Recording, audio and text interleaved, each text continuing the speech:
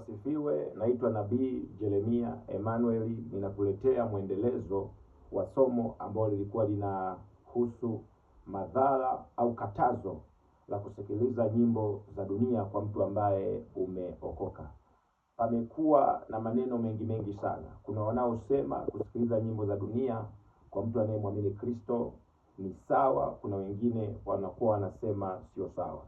Lakini Roho wa Mungu atusaidie tuweze kuelewa kwa nini haishauriwi kwa mtu ambaye umeokoka, una safari ya kwenda mbinguni, kusikiliza nyimbo za kidunia. Kwa kizungu tunaita secular music, nyimbo za kidunia. Kwa nini mtu ambaye umeokoka haishauriwi kusikiliza nyimbo za kidunia? Kwa hapa Tanzania tunaita bongo flavor, na kila nchi wana majina yao. Wakorinto wa kwanza sura ya 14 mstari wa 10 inasema, ziko sauti za namna nyingi duniani, wala hakuna sauti isiyo na maana. Maana yake ni kwamba ziko sauti nyingi duniani. Duniani kuna sauti nyingi. Na ndio maana kuna mziki ukiusikiliza kwenye masikio yako utajua huu mziki unatokea South Africa. Kuna mziki ukiusikiliza utajua huu mziki unatokea India. Maana yake nini? Umeigundua sauti kwamba sauti hii ni ya Wahindi. Sauti hii, mziki huu wanaimba Wanyakyusa, mziki huu wanaimba Wachaga, mziki huu wanaimba watu wa Kagera. Maana yake ni kwamba hakuna sauti isiyokuwa na maana. Ndio maana tunasema hata neno la Mungu unapokuwa unalisikia linatengeneza imani. Linatengeneza imani ndani yake. Kwa hiyo kuna madhara kwenye kile ambacho unakisikiliza. Wakorinto wanasema ziko sauti nyingi duniani. Anaposema ziko sauti nyingi duniani, maana yake ni kwamba umepewa option ya kuchagua. Na kila sauti na maana.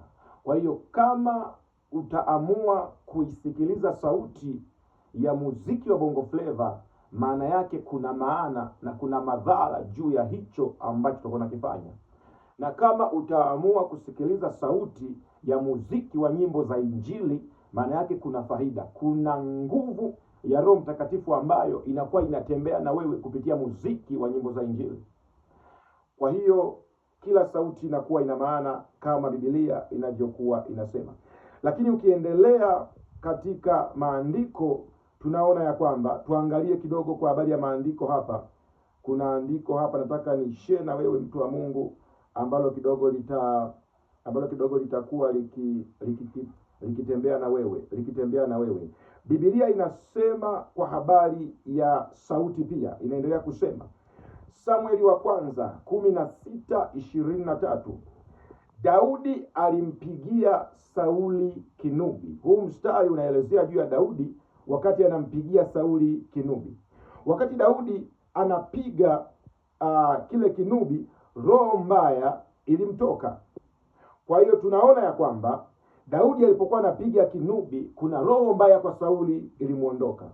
Na ukiendelea mbele katika maelezo, utasoma kwa muda wako ile Samueli wa kwanza 16:23, kwa sababu muda wangu hautoshi sana. Kinubi ni aina ya muziki ambao unakuwa na kamba hivyo. Kwa unapokuwa unapiga ni kama magitaa ya zamani. Kwa unapokuwa unapiga kuna sauti zinakuwa zinatoka.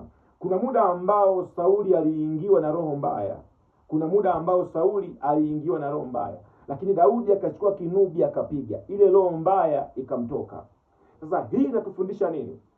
Kama muziki ulikuwa na uwezo wa kutoa roho mbaya iliyokaa kwa Sauli, basi muziki unao uwezo wa kuleta roho mbaya ikamwingia mtu.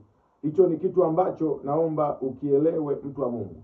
Na ndio maana kuna baadhi ya nyimbo ambazo watu wamekuwa wakiimba zina maagano na kuzimu.